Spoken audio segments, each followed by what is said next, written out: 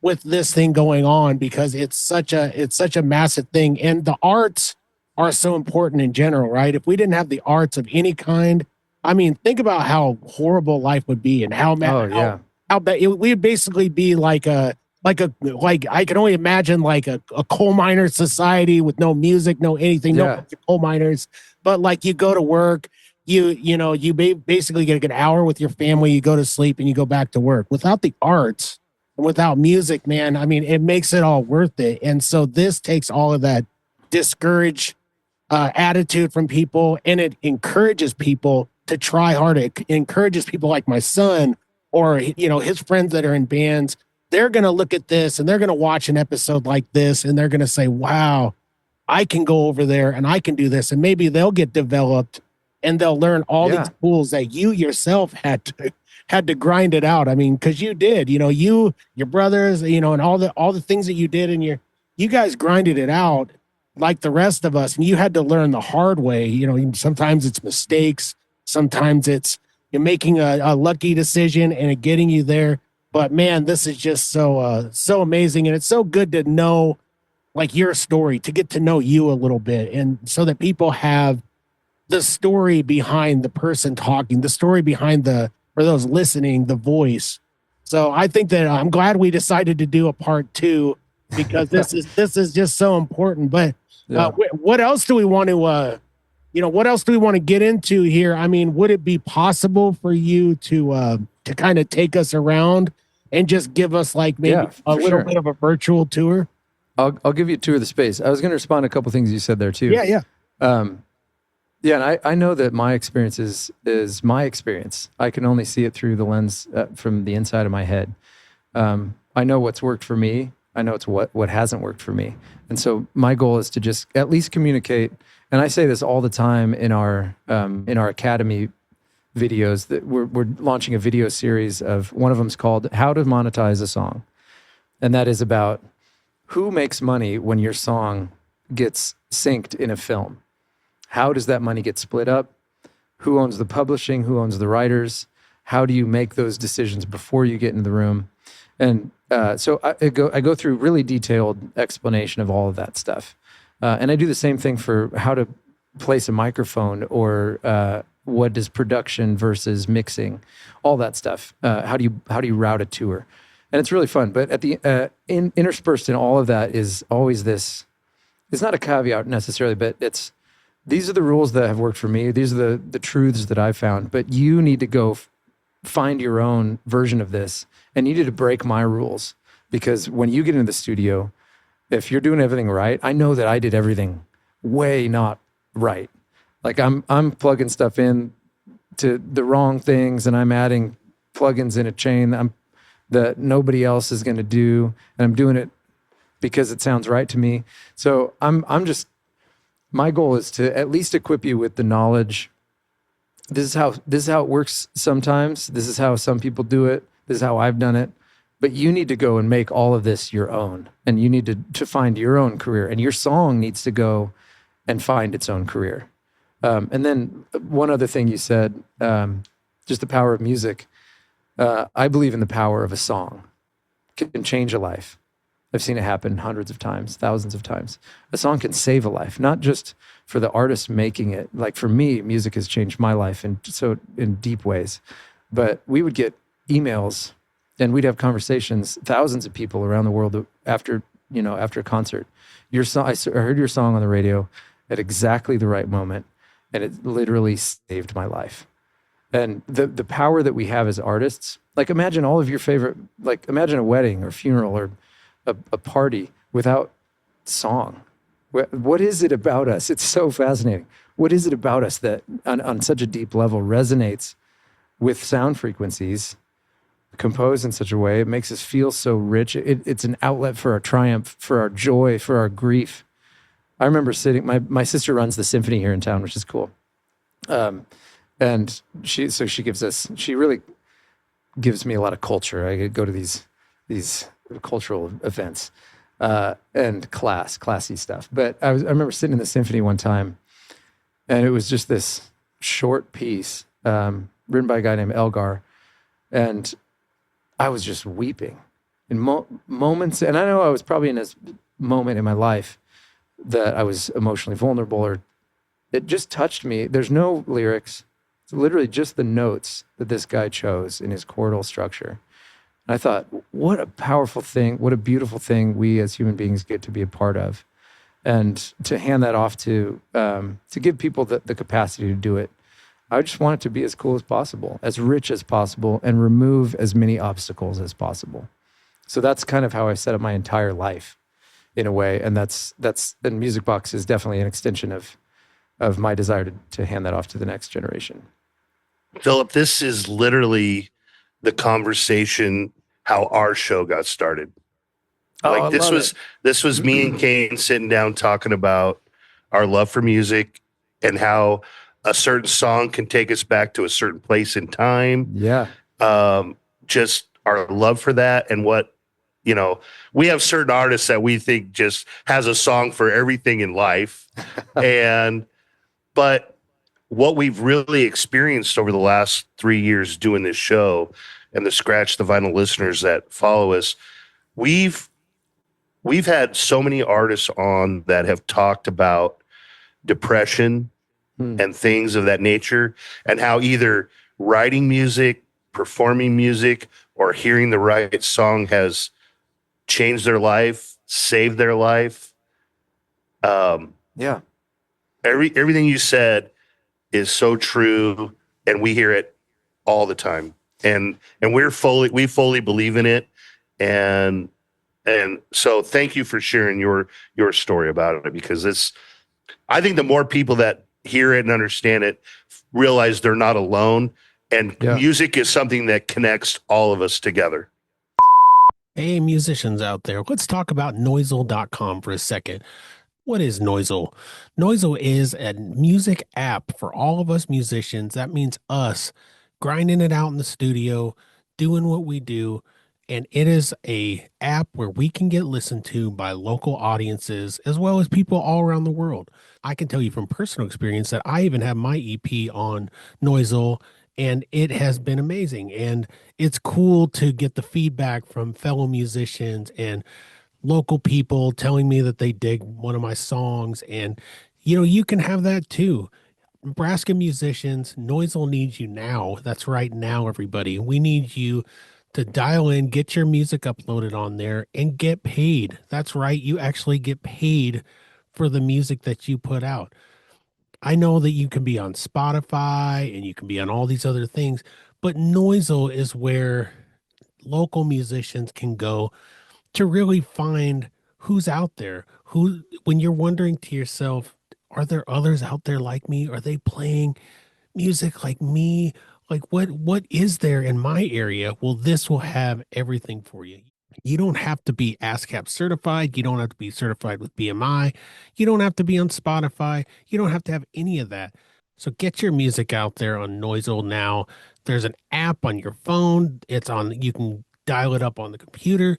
You can listen to it anywhere. You can take it with you, and you can listen to Nebraska artists now. So join the revolution, everybody, and get on Noisel.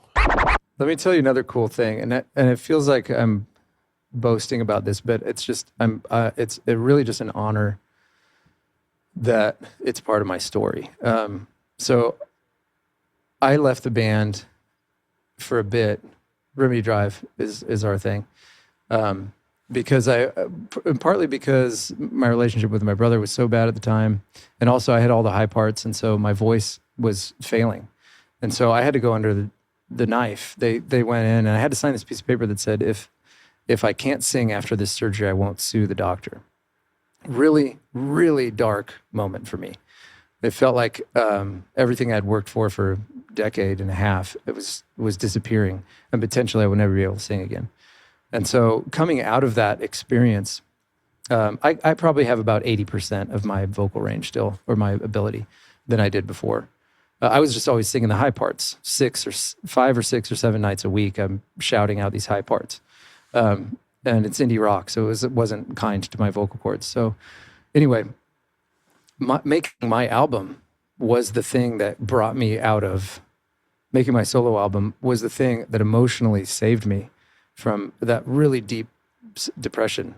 Like I just felt totally unmotivated until I was in the studio and I was making the sounds that I wanted to make, that I heard in my head, and I was like, I need to hear that from the speaker, and that it did. It saved me from that darkness.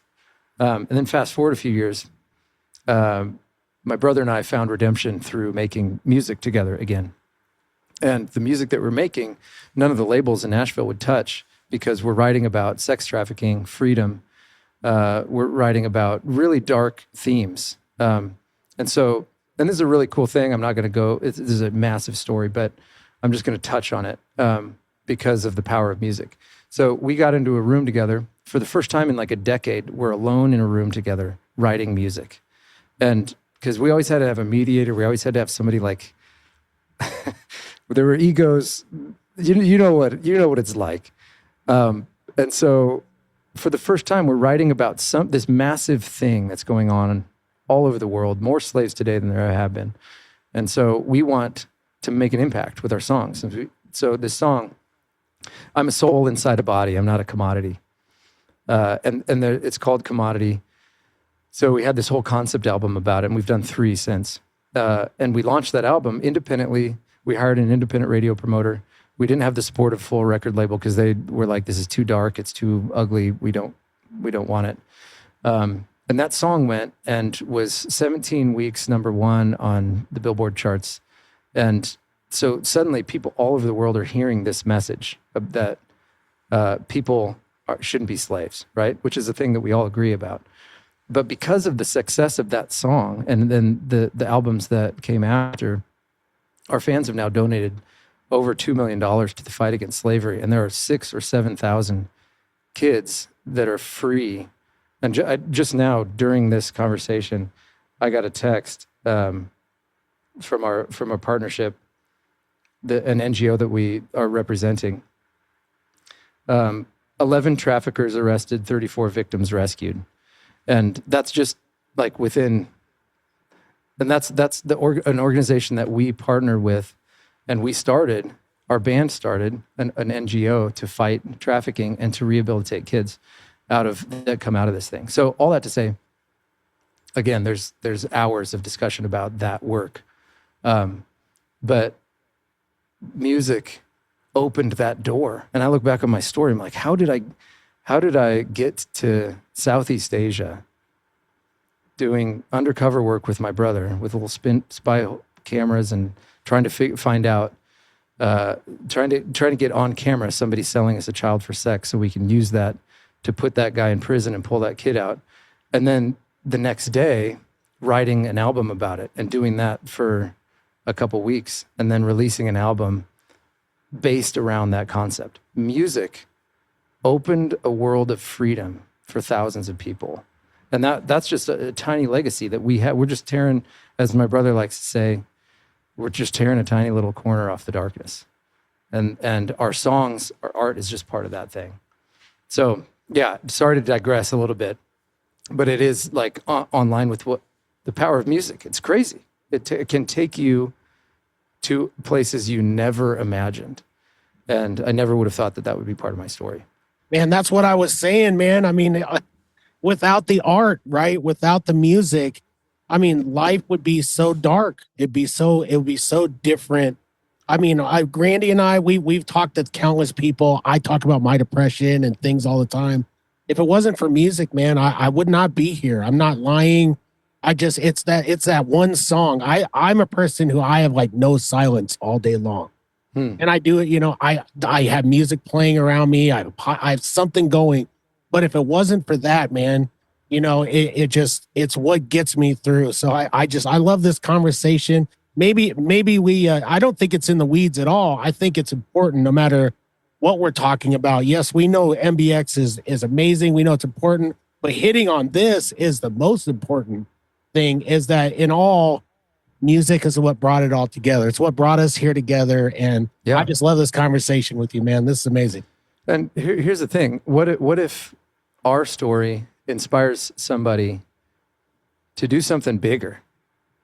What we say at our concerts, we have this whole thing. It's you have one voice You have one life. You have fingerprints. You have your camera lens. You have whatever it is that's unique to you. You guys have your podcast.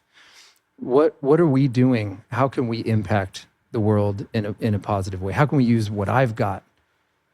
And we're using our songs. And my brother always says it too. It's funny. He's like, my voice is wearing out, but I'm using it to amplify this message of freedom. And to be part of that in any capacity is crazy. And so what if this space, what if this room, what if the ability to find their voice and to create the art that will inspire millions or set kids free? Or what if there's some other thing that I haven't even dreamed of that their songs are going to go accomplish? Because a song can go have a career. It's going to go have this career, and it's going to change people's lives in a way that I could never have imagined. And so, yeah, that I can't wait 10, 15, 20 years from now to hear the stories that come out of what we're doing here. Scratch the Vinyl listeners, here you are on the ground level floor of something amazing happening here in Lincoln. And we got Philip Zog leading the charge for us.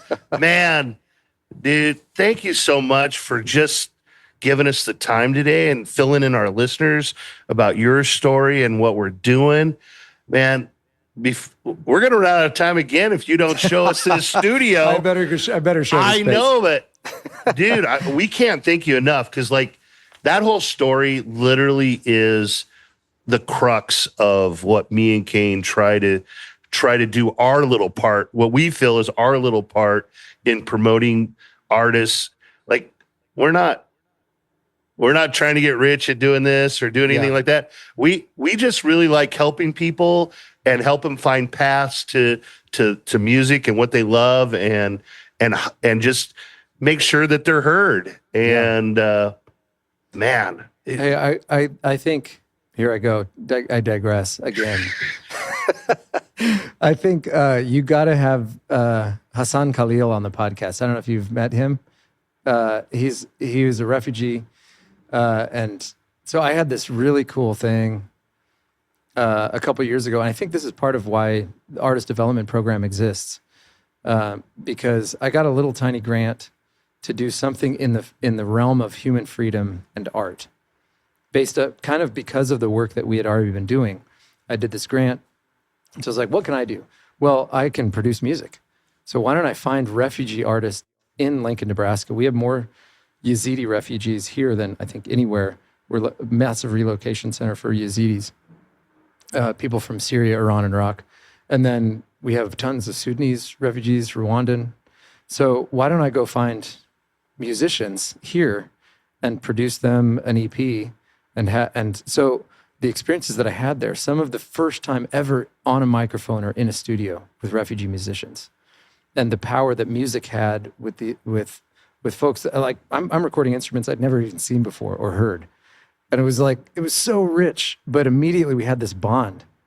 Some folks didn't even speak English at all, but we're still communicating. So Hassan was a really great helper in connecting me with refugee musicians, populating that program. It's called The Sound of Home. Retain your culture, retain what your music, bring it here, give you a platform, help you assimilate into American culture in some capacity, and celebrate your music, celebrate your art. So the Sound of Home is all about that. And so I think that's our artist development program is an extension of that. But you definitely got to have Hassan on, because he's going to have one of the songs that he sang in my studio was about his 12 years in a refugee camp on the border.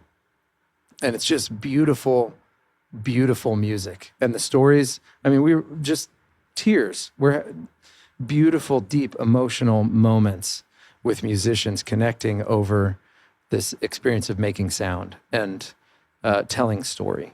So Hassan Khalil, get that guy on the podcast. He'll have some stories for you, and he's awesome. We're going to make that happen. I mean, this has been an invaluable talk with you, man. If on a human level, it just feels fantastic in general. I can tell that you're a caring human being, just like us. You want to help people. And that's really at the end of the day what it's all about. And that's what you're doing, and that's what we're going to do here. So You guys are awesome. I love the energy you're bringing to this. It's so good. Well, you are now stuck being our friend. Okay, and you are officially a full member of our Scratch the Vinyl family.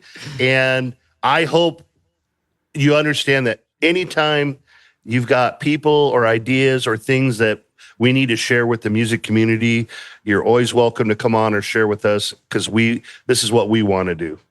Awesome. Well, shall I now at long last do a little tour? Let's do it, everybody. Okay. I'm going to take off my headphones and unplug here, so there might be a little glitchy deal. I don't know. We'll see. So for the listener, he's gonna actually, before I do that, I'm gonna run up onto stage, okay, and do a bit of a reveal, because I can't do it while I'm holding the computer. Yeah, sure. So I'm gonna move this out of the way. All right, and I'll be back in a moment. He's gonna roll on over to the stage. So for the listener, Randy, this is this is massive, isn't it? This is exactly what we wanted. He's revealing something here. I don't. He might be pulling a rabbit out of the hat. That's the whole LED screen, the whole back wall. Yeah. It's movable. It's so cool, man. I just can't believe that this is right here in our town. I really look at that. Look at that. It's crazy. Look at that. Okay, can you hear me still? Yep. We can hear you. Okay. So what I've just done is moved the center panel of the LED wall out of the way. And so we'll just head right up there and see what's been hiding behind the recording studio. Look at that. It's just amazing. It's stocked with, you've got a Neve 1176, Apollo for the musicians. You might know the 2 Apollos actually, 8 additional channels and a distressor. So you have 17 channels of simultaneous recording here, plus it's very fully stocked with plugins. It's got FL, Ableton, Pro Tools, Logic, all the ones that people generally use. And then over here, it's kind of a little vocal booth. It's sound treated more than the big room. And then up here are some really sweet microphones. Some ribbon mics, some large diaphragm condensers. And then back over here is all the stuff for live audio. So you've got the stage microphones, mic cables, and all that stuff. So this is how we kind of solved the problem of where in the heck are we going to put the studio? Well, it's actually on stage. And then it's on wheels. So you can just literally roll it out to the center of stage and run all your mic cables to drums, and we also have keyboard, guitar, bass, a couple synthesizers, an MPC. Any way you prefer to make music, we probably have that here already.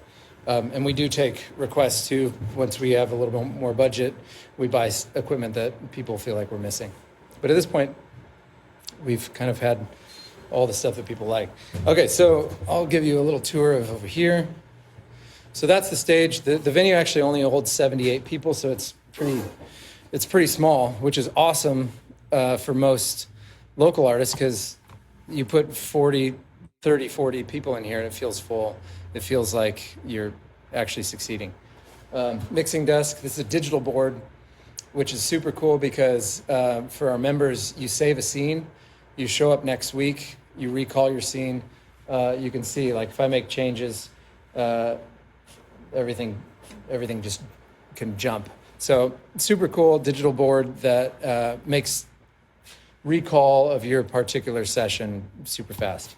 And then this is our lighting console. Can we see? Yeah. And we've got a bunch of presets in here. So with one click, you're just kind of changing the mood in the room. And you can also make your own presets in there and save all sorts of stuff on the, we have the Shamsys board. And then I'll take you out to the front.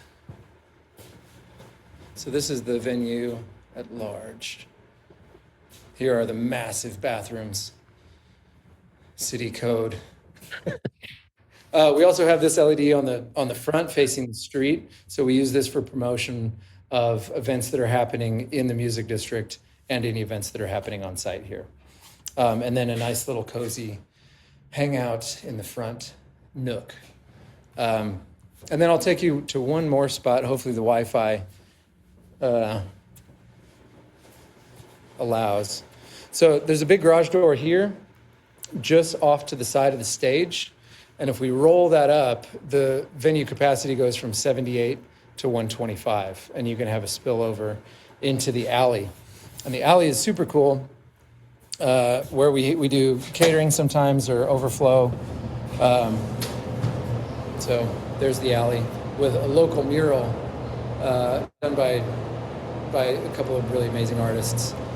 And that kind of wraps around the parking garage. And if you are a member and you have reserved the time, you actually can park back here, so you don't have to find a spot downtown. Yeah, so that's a tour of the space. Wow, I'm blown away, man. I just can't believe that. Oh, there he is. I just Almost can't believe went down, guys. He almost went down for you guys. Almost went down hard. Can you believe it, Randy? I mean, seriously, this has been a mind-blowing episode, hasn't it? Absolutely. You know, we've been talking about this for a little while, and, you know, kind of hearing about it 9-10 months ago, just that it was happening, and then starting to talk to people about how it was working. And Scratch the Vinyl fans, if you're an artist out there and you want to get in the studio, get in now. Now's the time to get your membership before you can't get them, or It's true. we have to start building a second one. Yeah.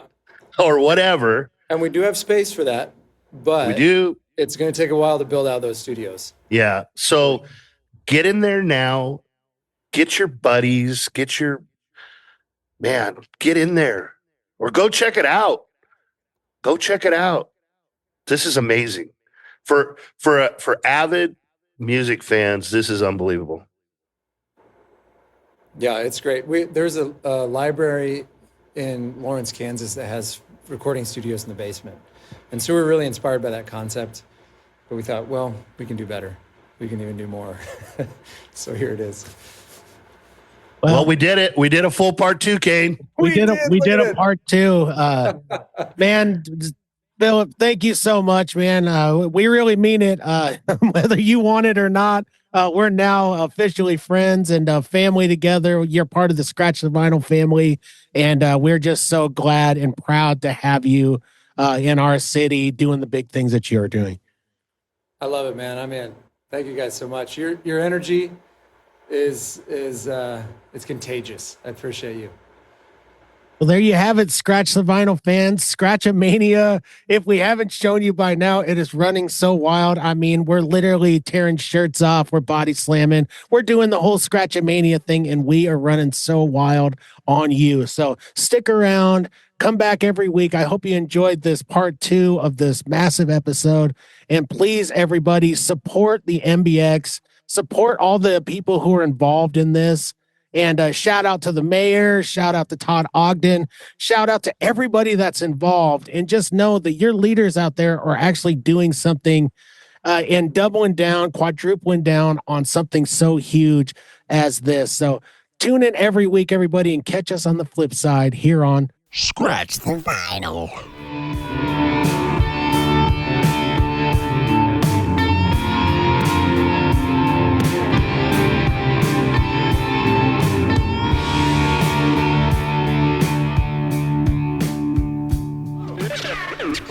Scratch the Vinyl.